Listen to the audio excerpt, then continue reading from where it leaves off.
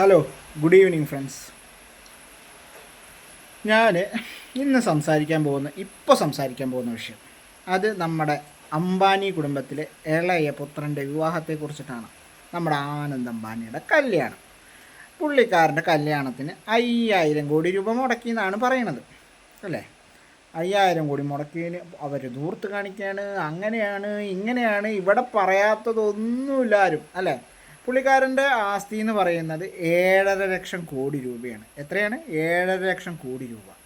അതായത് പുള്ളിക്കാരൻ്റെ ആസ്തി എന്ന് ഏകദേശം 0.70% മാത്രമാണ്. അതായത് 1% പോലും ഈ കല്യാണത്തിനായിട്ട് അവർ ചിലവാക്കിയിട്ടില്ല. അവരധ്വാനിച്ചു, അവർ പൈസ ഉണ്ടാക്കി, ആ പൈസ അവർക്ക് ഇഷ്ടമുള്ള രീതിയിൽ ചിലവാക്കുന്നു.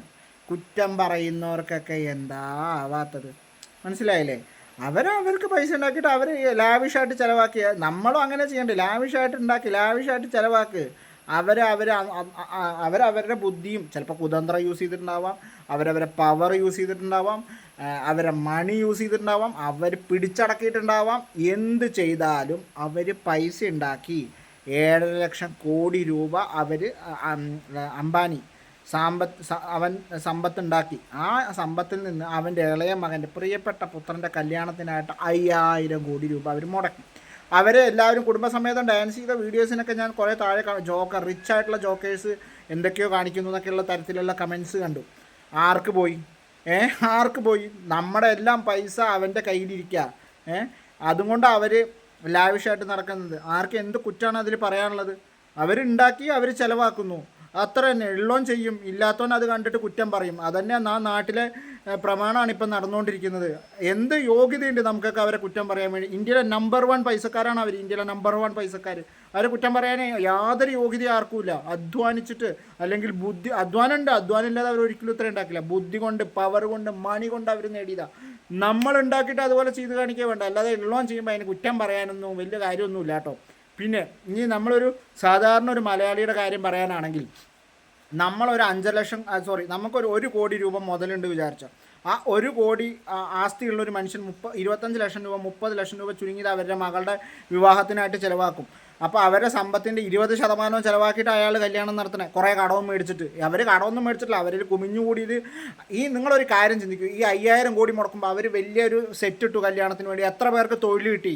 എത്ര പേർക്ക് അതുവഴി ഈ കാറ്ററിങ് ഇത്രയും ചെയ്യുമ്പോൾ എത്ര പേർക്ക് അത് മുഖാന്തരം ഉള്ളോൻ ചിലവാക്കിയാലാണ് താഴെയുള്ളവർക്ക് ജോലി കിട്ടുള്ളൂ. ആ യാഥാർത്ഥ്യം ആദ്യം മനസ്സിലാക്കുക. ഇവിടെ ഈ മുതലാളിത്ത വ്യവസ്ഥയ്ക്കെതിരെ ഒന്നും പറയുന്നതിലൊന്നും കാര്യം. മുതലാളിമാരുണ്ടെങ്കിൽ തൊഴിലാളിമാരുണ്ടാവുള്ളൂ, മുതലാളിമാരുണ്ടെങ്കിൽ തൊഴിലാളിമാർക്ക് തിന്നാൻ പറ്റുള്ളൂ. 5000 കോടി കല്യാണത്തിന് വേണ്ടി മുടക്കിയപ്പോൾ എത്രയോ പേർക്ക് പണി കിട്ടി. ഇപ്പോൾ ഈ ചാർട്ടേഡ് ഫ്ലൈറ്റ്സൊക്കെ അവർ അത്രയും പൈസ മറിയാണ് അങ്ങോട്ടും ഇങ്ങോട്ടും. ഈ യാഥാർത്ഥ്യം എല്ലാവരും മനസ്സിലാക്കും. 1 കോടിയുള്ളവൻ 20 ലക്ഷം 25 ലക്ഷം രൂപ മുടക്കി കല്യാണം വെക്കുമ്പോൾ അതിനവൻ കുറേ പൈസ കടം മേടിക്കുക ചെയ്യുന്നത്. അതേപോലെ ഒരു നോർമൽ മലയാളി ഒരു 10 ലക്ഷം രൂപയുടെ ഒരു ചെറിയ വീടുള്ളവൻ മാത്രം അവൻ്റെ ആധാരം മൊത്തം പണയം വെച്ചിട്ട്, അല്ലെങ്കിൽ 3 ലക്ഷമോ 4 ലക്ഷമോ 5 ലക്ഷമോ ഉണ്ടാക്കി കല്യാണം നടത്തുന്നത്. അത് അവൻ്റെ സമ്പാദ്യത്തിൻ്റെ ഒരു ഓഹരി പോലുമല്ല. അവൻ്റെ 50%, അവൻ്റെ കല്യാണം നടത്താനുള്ള അവൻ്റെ സമ്പാദ്യത്തിൻ്റെ 50% അവൻ ഉണ്ടാക്കുന്നത് പണയം വെച്ച് കടം മേടിച്ചിട്ടാണ്. അവരെ കുറ്റം പറയുന്നവർ അതിന് എന്ത് യോഗ്യതയുണ്ട് എന്ന് ആദ്യം ചിന്തിക്കുക. ബേസ് അവരവരുടെ സമ്പത്താണ് ചിലവ്. അതുകൊണ്ട് എത്ര പേർക്ക് തൊഴിൽ കിട്ടി ചിന്തിക്കൂ. അവരെ കുറ്റം പറയുന്നതിന് മുമ്പ് അത് മുഖാന്തരം എത്ര പേർ, പിന്നെ ഇനി പൈസ കൂട്ടിയതിൻ്റെ കണക്ക് പറയും. ഏത് അവർ നെറ്റ് റീച്ച് അത് അവരുടെ ആയതുകൊണ്ടാണ്, അത് അവർ ഇഷ്ടം പോലെ ചെയ്യുക. അപ്പം അവർ ഇത്രയും എക്സ്പെൻസ് വന്നത് മേക്ക് ഓവർ ചെയ്യാൻ അവരപ്പുറത്ത് കൂട്ടി. ഇല്ലെങ്കിൽ മാറ്റിയിട്ട് വേറെ പോയിട്ട് എയർടെലിന് ഇതിനേക്കാളും കൂടുതൽ പൈസ മേടിക്കുന്നില്ലേ? BSNL എടുക്ക് പോയിട്ട് എല്ലാവരും ഉള്ളവനിങ്ങനെ കുറ്റം പറയുന്നതിൽ യാതൊരു കാര്യമില്ല. എല്ലാവരോടും കൂടി എനിക്ക് പറയാനതാണുള്ളത്.